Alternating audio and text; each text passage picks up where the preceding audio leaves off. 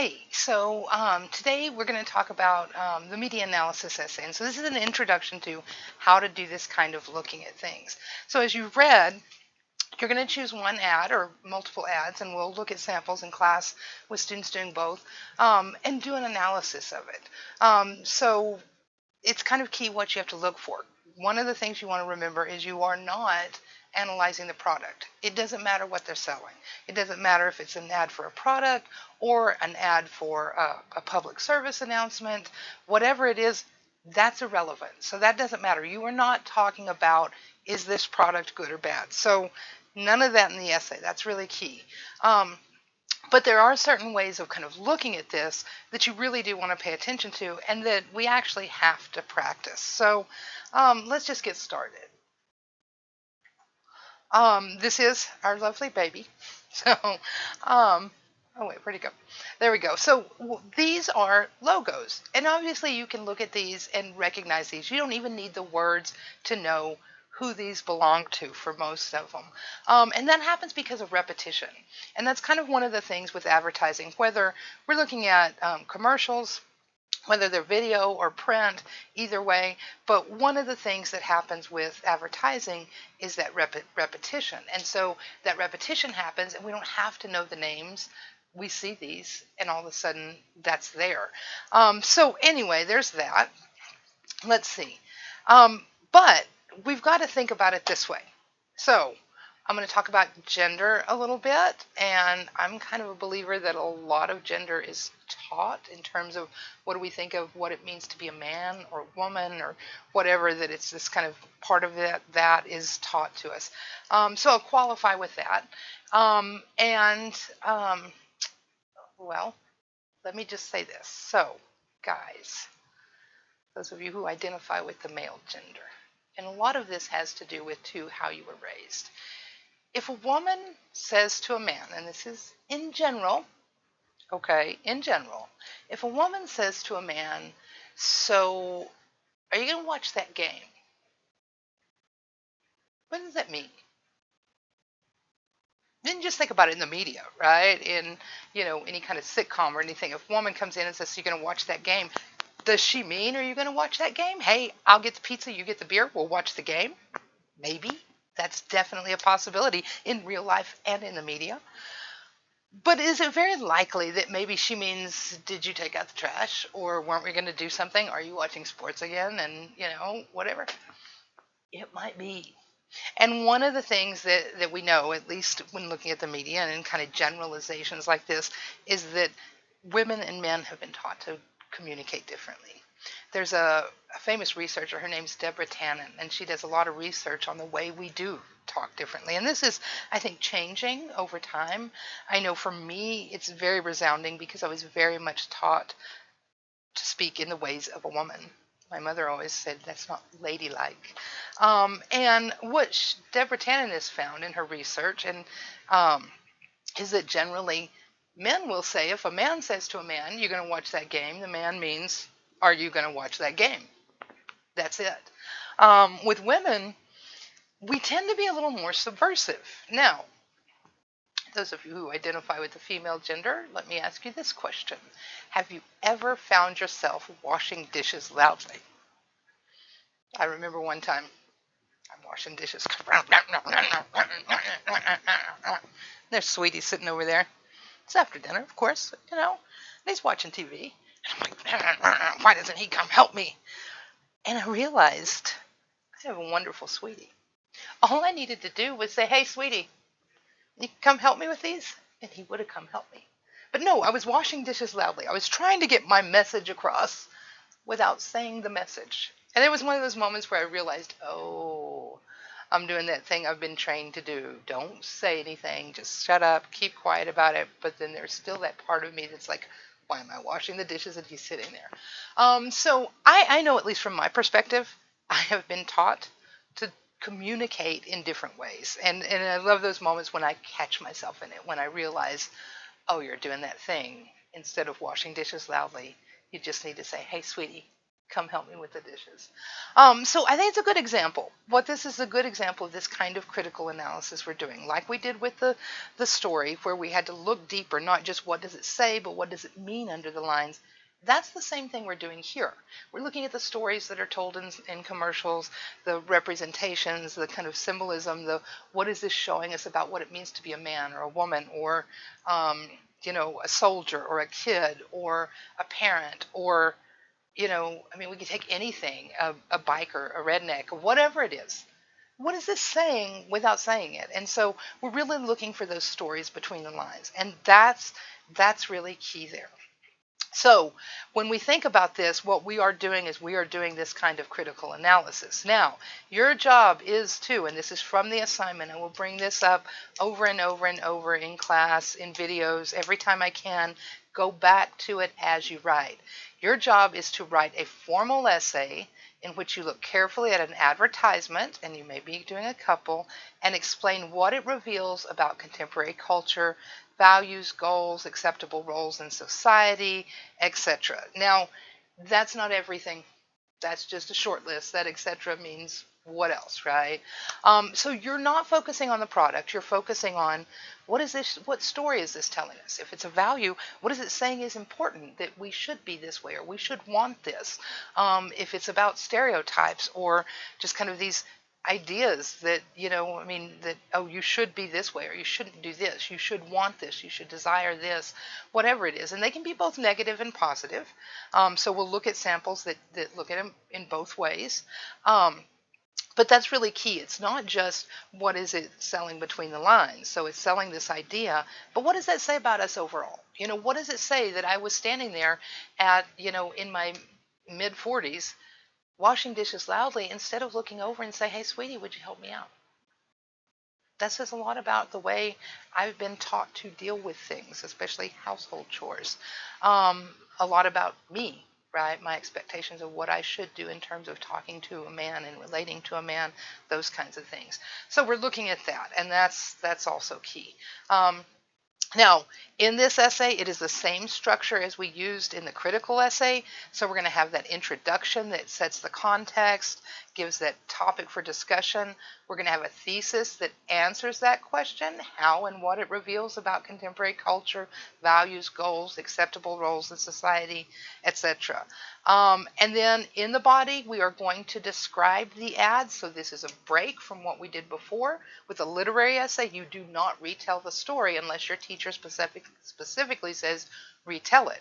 The assumption is everybody's read that. Or if you're writing about an article, same thing, just instead of a story, it's the truth. So you don't retell it in that. In this, all of you are choosing different ads I may not have seen before, your reader may not have seen. So that description, that summary of it, is going to play an important role. So you've got to do that. And then the rest of the body is the same thing we did before. So you're saying this shows expectations of what you should be if you're a woman, right? Then you're going to give evidence from your ad. You're going to explain how it does that. What is it saying between the lines? Evidence, explain that body, just repeat till you're done. And the conclusion, instead of bringing it to humanity or that theme, is how put this in a larger perspective. What does it say? So anyway, we're going to talk about those things, and of course we'll step by step through them so that as we go through, we're building it in the same way we have before with our pre-writings. All right, now here are the biggest pitfalls. If you spend too much time on description, then you're just retelling the ad. So you don't want to do that. If you evaluate the product being sold, so you don't want to do that either, because that is, again, we're not talking about what they're selling here. We're talking about what are they saying between the lines. And then akin to that is whether you talk about, do you like the product or not. So don't do those things, okay? Don't spend too much time on description. We'll look at it again. It's very important. You want to have it fleshed out. But if your whole essay is just description, where's your analysis? And then the product, yeah, you're going to say this is an ad for milk or whatever it is, right? But the product, whether it's good, bad, you like it or not, that doesn't matter. That's irrelevant. So what do we got to do? We got to discuss what's between those lines. We got to describe the ad because your readers may or may not have seen it. Use those specific examples to support the claim, and then explain how that represents something broader in society. So again, we're taking the conclusion out to the big picture. All right, so let's give this a practice. Take a look at this ad. This is a print ad. Let me see. So what do you notice? Notice playroom, right? Kind of kids. She's saying, hey, what you got in there? He's showing her. This is Energizer batteries. Notice never let their toys die, the world's longest lasting battery. So there are like a number of things to notice here. It is all of those things I pointed out, but look what color the walls are. Pink. That's generally associated with little girls. Which, interesting, it used to be little boys were put in pink because it's light red, the color of blood, valor, courage, and blue was purity for girls. That's about 100 years or so ago, so things change, right? But this pink implies it's her room. So one of the ways I read this, and all of these examples, I'm giving you my reading. Can you read it a different way, just like with literature? Yes. All you got to do is be able to back it up and say, hey, when I saw that, this is why it makes me think that. This is why I draw this conclusion. So I see those pink walls and the little dollhouse over here, and there's stuffed animals, and, I mean, that's kind of cutesy, pastel lamp. This really, to me, says girl's room. This says it's her room. So, that kind of puts her in the place. Now, is what they're doing dirty? This isn't. They're about 2 years old, 2, 3, somewhere in there. About 3, probably, I guess. I don't know. My kid's 27. I don't know what 2-year-olds look like anymore. But they're little. This is the point at which kids go from when we're babies, like all we know is just like that person who's giving us care right there. And then we have family and those close friends, those people who we're around a lot. We go out of our houses, we move out, we come in contact with other people. So that becomes another step in this. And we start exploring the world. This is a common age to say, oh, boys and girls have different parts. I wonder what the other one looks like. This is not necessarily dirty. This is discovery. This is part of saying, we are different physically. What is that like? So it's not a dirty thing, right? But we can see it's hers. But what happens whenever we get this never let their toys die? All of a sudden, this warning, and notice it's in red, right? Which always tells us warning, warning, warning. All of a sudden, never let their toys die. This tells us something about what's going on here. We wouldn't want this to happen. Now, I think it's also very interesting that there doesn't seem to be any kind of toy that would use a battery. I also think it's interesting that, I don't know about y'all, but yeah, I'd have my son clean up his room, but at this age, if he was really playing in it, it didn't look this neat. So this also kind of looks like it's not really played with. I mean, even the scattered dishes here, like this isn't open and being played with. So there are a number of things that kind of go on in this ad that are telling us something a little deeper, right? One, these kids are doing this saying, and then there's this warning saying, never let their toys die. Don't let this happen. Also, notice this. Check this out. What angle is this filmed from? Notice we're looking down on their heads. It's like we're the parent, we're the guardian walking in on that. And so that's another thing to note that gives us this other layer of telling us, who is it talking to? This isn't talking to those kids. Those kids don't buy batteries, right? This is talking to the adults who are up higher looking down at that. So that angle tells us that. That pink tells us probably who's in charge. We can't always make those generalizations, but in advertising, it's pretty safe that most of the time they're going with that. And if they're not, it's clear because then they're making a statement another way, right? So all sorts of things are going on here and telling us a lot of things that we can notice. And this noticing is the first thing you do. So, I mean, this ad is meant to be funny, to make us smile. It's a version of I'll show you mine if you'll show you yours. It really isn't a dirty thing. This is natural curiosity as humans we develop at this stage of child development. But that never let their batteries die, and especially because it's stated as never let their batteries die.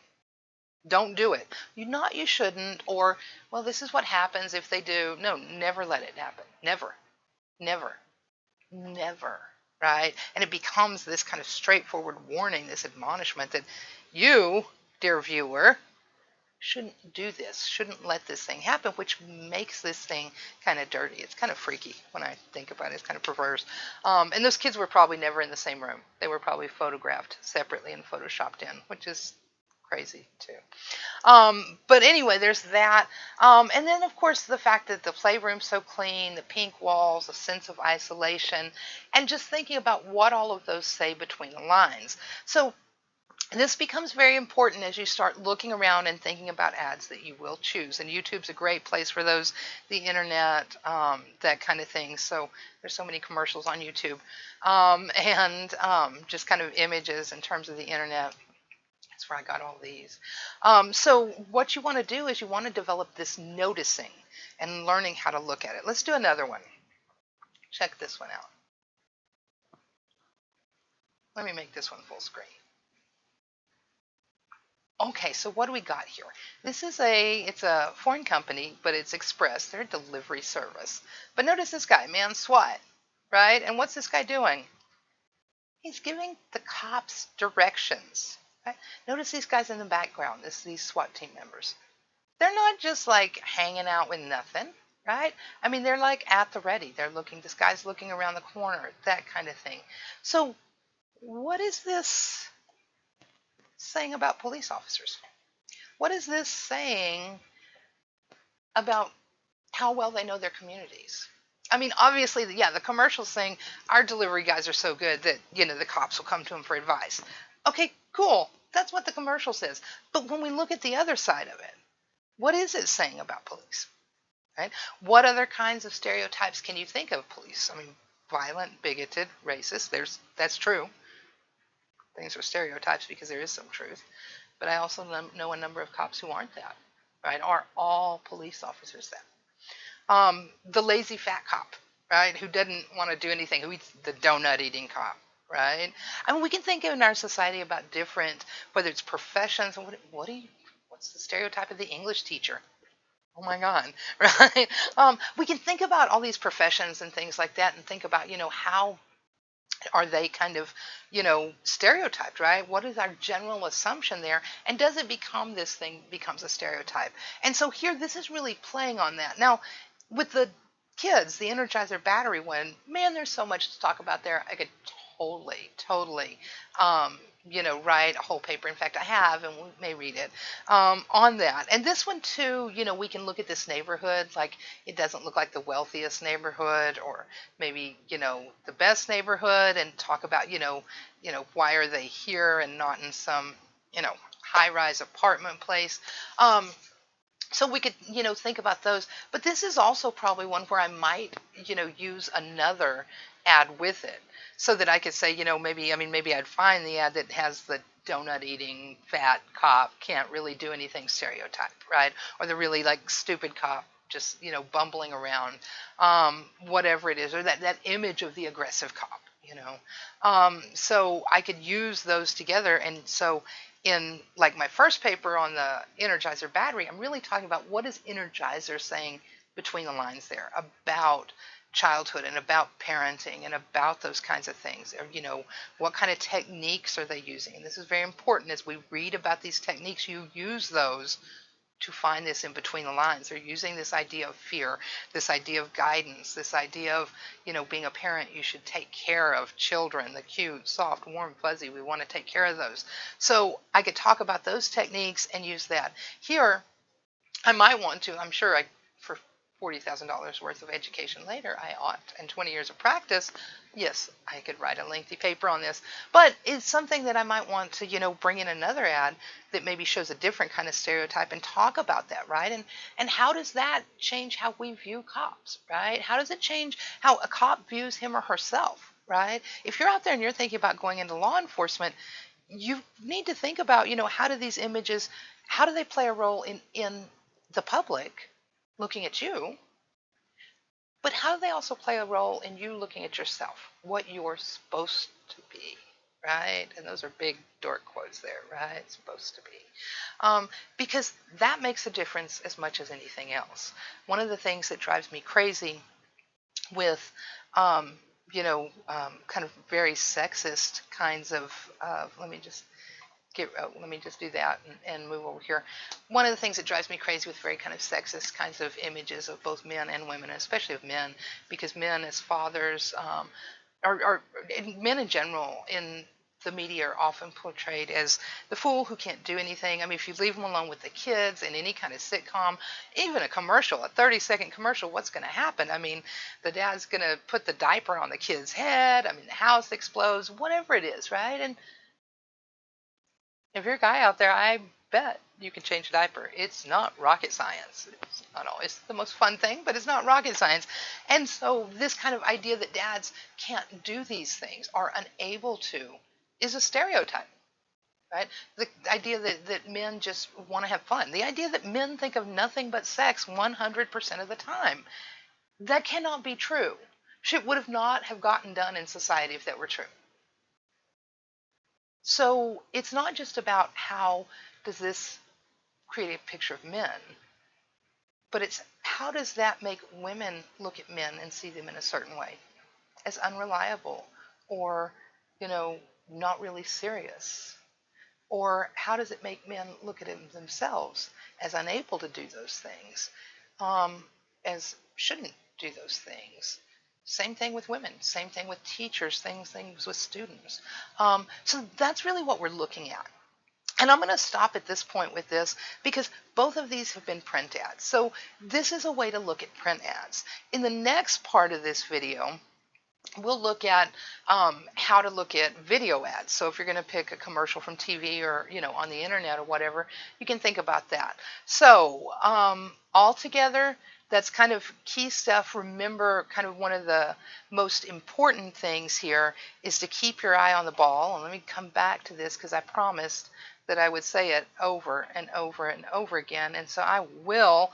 Remember, your goal is to write that formal essay in which you look at an advertisement or advertisements and explain what it reveals about contemporary culture, value, goals, acceptable roles in society, etc.